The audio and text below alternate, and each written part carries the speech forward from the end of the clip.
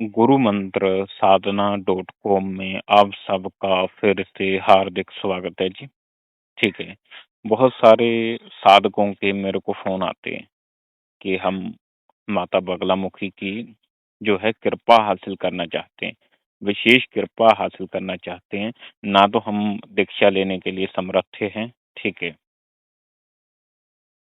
और इतना पैसा नहीं है, और सामग्री लेने के लिए भी हमारे पास पैसा नहीं है। अब हम क्या करें जी? ठीक है। दीक्षा भी कोई सस्ती नहीं आती, बहुत ही ज़्यादा खर्चा आता है, ठीक है। कोई हर बंदा तो नहीं दीक्षा ले सकता। तो ये जो टॉपिक रहेगा, बिना दीक्षा के आप माता बगलामुखी की कैसे कृपा हासिल कर सकते हैं, उसी के संबंधित रहेगा, ठीक है। पूरी विधि-विधान आपको बताऊँगा, जिससे देवी आपके ऊपर इतनी प्रसन्न होगी, आपके ऊपर विशेष कृपा देवी माता करेंगी, ठीक है। जो एक साधक को भी कृपा नहीं प्राप्त होती है, वो आपको कृपा प्राप्त होगी। बगलामुखी 10 महाविद्याओं में से एक महाविद्या है, शत्रुओं को ऐसे पछाड़ती है, जिसके बारे में आप सोच भी नहीं सकते, ठीक है। और धन, समृद्धि सब कुछ ये देती है। लोगों के मन में एक ही भ्रांति चलती है कि ये बगलामुखी माता जो होती है कि वो शत्रुओं को पछाड़ती है। धन समृद्धि भी देती है, ठीक है, और आपको सभी प्रकार के सुख प्रदान करती है। अगर इनकी एक बार कृपा हो जाए, तो आपकी सभी बाधाओं को जड़ से खत्म कर देगी। शत्रु वैसे कौन-कौन से हो सकते हैं? शत्रु आपके ग्रह हो सकते हैं, पितृ दोष हो सकते हैं, काम, क्रोध, लोभ, मोह, अहंकार हो सकता है, आपके प्रतिशोधी होते हो सकते हैं। जैसे आप किसी इंटरव्यू में जाते हैं तो बहुत सारे आपके प्रतिशोधी होते हैं, कॉम्पिटिटर होते हैं जो आपके मुकाबले में खड़े होते हैं, ठीक है? तो वो भी एक तरीके से शत्रु होते हैं। जो भी आपके काम में विघ्न डाल रहे हैं, वो सब शत्रु हैं। उनको पछाड़ने का काम देवी बगलामुखी करती है, ठीक है। और मैं इनके बारे में क्या बताऊँ, जिनको सरकारी नौकरी में जाना है, इंटरव्यू की लंबी भीड़ लगी है, पर कैसे हम इंटरव्यू में पास होंगे, यही नहीं पता है। माता माता बगलामुखी का सहारा लेके जाओगे, जितने भी तुम्हारे मुकाबले में लोग खड़े होंगे, वो सब शांत हो जाएँगे। मतलब तुमसे अच्छा परफ़ॉर्म कर ही नहीं पाएँगे, तो हम एक तरीके से बोल सकते हैं, तुम ही इंटरव्यू में पास होंगे, ठीक है। कहीं इलेक्शन जीतना है तो बहुत आसानी से ये जिता देती है। धन समृद्धि के लिए भी बहुत प्रकार के रास्ते खोलती है, ठीक है। तो कोई ये साधारण देवी नहीं, 10 महाविद्याओं में से एक महाविद्या है, ठीक है। बहुत ही तीव्र गति से काम करती है, ठीक है। अब मैं आता हूँ कि इन कौन-सा हम जाप करें, क्या करें, जो बिना दीक्षा के ही माता बगलामुखी की विशेष कृपा हमें हासिल हो जाए, ठीक है। 36 अक्षरी मंत्र की दीक्षा लेनी पड़ती है, पर जो मैं आपको काम बता रहा हूँ, उसके लिए कोई भी दीक्षा नहीं है, डायरेक्ट आप करोगे आपको फल मिलेगा, ठीक है। वो क्या है? भक्ति मार्ग से देवी माता की विशेष कृपा हासिल करना।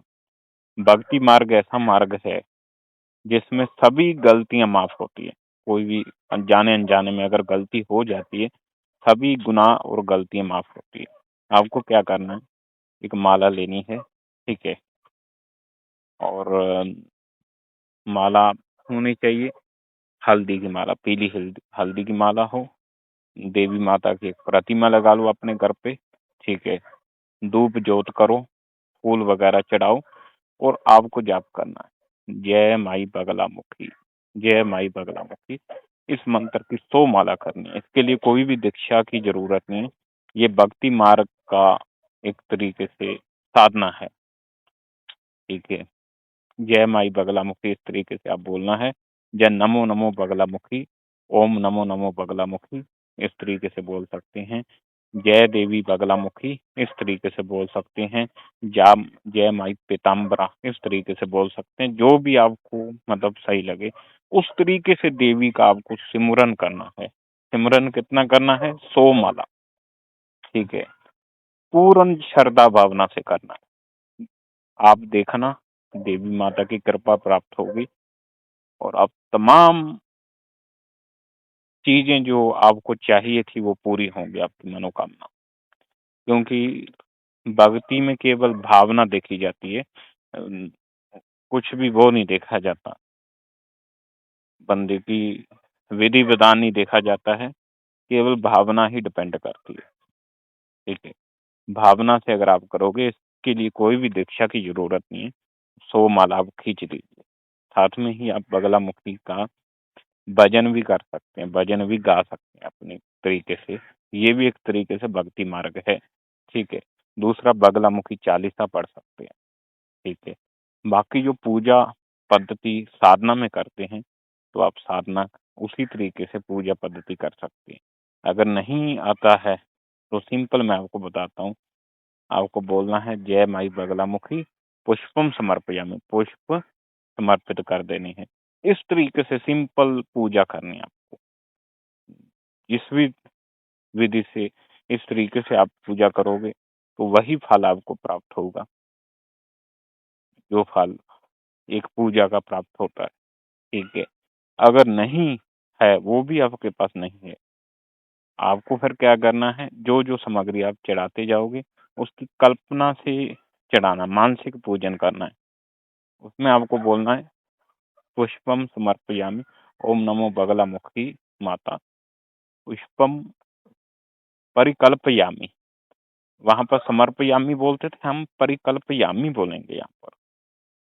ठीक है, तो आप आपकी कल्पना से आप देवी को स्नान कराइए, सामग्री चढ़ाइए, वो सारा कुछ आपकी पूजा, मानसिक पूजा ज्यादा कामयाब है साधारण पूजा के मुकाबले में। ठीक है, इस तरीके से कर सकते हैं। अगर सामग्री का पैसा नहीं है तो मानसिक पूजा भी की जा सकती है। अगर आप मानसिक करना चाहते हो मानसिक करो, अगर वैसे ही करना चाहते हो तो उस तरीके से आप कर सकते हैं। बिल्कुल साधारण आपको मैंने विधि बताई, कुछ झंझट नहीं करना, कुछ नहीं, बस माता का सिमरन करो, वही फल आपको मिलेगा जो एक बड़े लेवल के साधक को उसकी साधना का मिलता है। चलते फिरते उठते बैठते उनका नाम लेते रहो, सिमरन करते रहो। जो सिमरन में शक्ति है वो मंत्रों में शक्ति नहीं है। ठीक है, सिमरन है बार बार उनको याद करना, उनके नामों को याद करना। मंत्र भी वही काम करता है, मंत्रों में थोड़ा विशेष प्रभाव इसलिए होता है, इनके अंदर बीज मंत्र होते हैं और भी ये पावरफुल होते हैं, वैदिक शक्ति होती है इनके अंदर। ठीक है, अगर भक्ति करोगे तो कमी उसमें भी नहीं है, भक्ति भावना सब करोगे तो सारा कुछ आपको वही हासिल होगा जो एक मंत्र साधना से प्राप्त होता है। ठीक है, तो जो मैंने तरीका बताया इसके लिए कोई भी दीक्षा की जरूरत नहीं, कुछ जरूरत नहीं, आप सिंपल जाप करिए, आपको सफलता मिलेगी 100%। 100+ माला करिए रात के समय। ठीक है, जब भी जाप करना है तो दैविक जाप जब भी किया जाता है या तो 12 बजे से लेके 2 बजे के बीच में करिए। ठीक है, या तो सुबह 4 बजे करिए, 4 बजे से शुरू होना चाहिए, 6-7 बजे तक आपका समाप्त हो जाए। तो ये मैं तरीका बता रहा हूँ उन भक्तों के लिए जिन्होंने देवी माता की कृपा हासिल करनी है। यहाँ पर भक्ति में भावना चलती है। ठीक है, आप भावना से करोगे 100 माला, सेम टू सेम वही फल आपको प्राप्त होगा, गारंटी देता हूँ मैं। जाओ कर लो 40 दिन तक, नहीं कुछ बना तब मेरे को बोलना भाई मैंने करा था आपके कहे से और कुछ बना नहीं। ठीक है,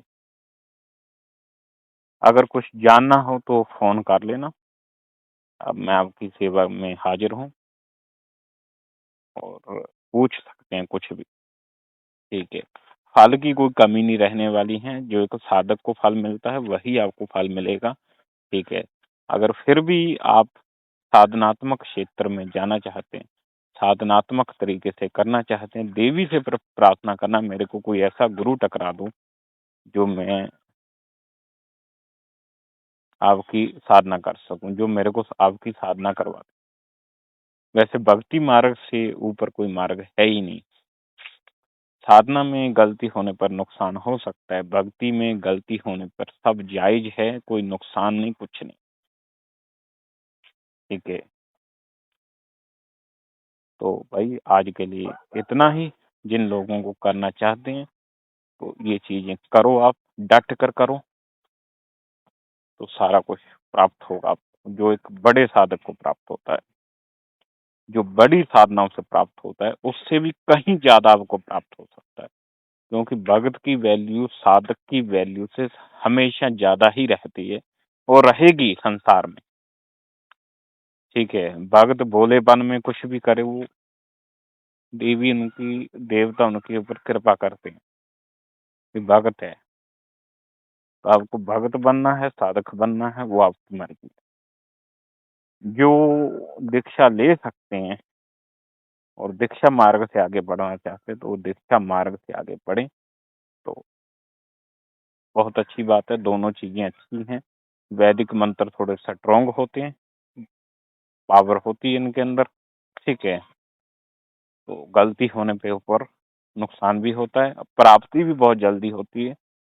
तो एक वैसा आदमी ढूंढना पड़ेगा जिसने बगलामुखी जी को सिद्ध कर रखा हो, उसी से दीक्षा लोगे तभी कामयाबी मिलेगी।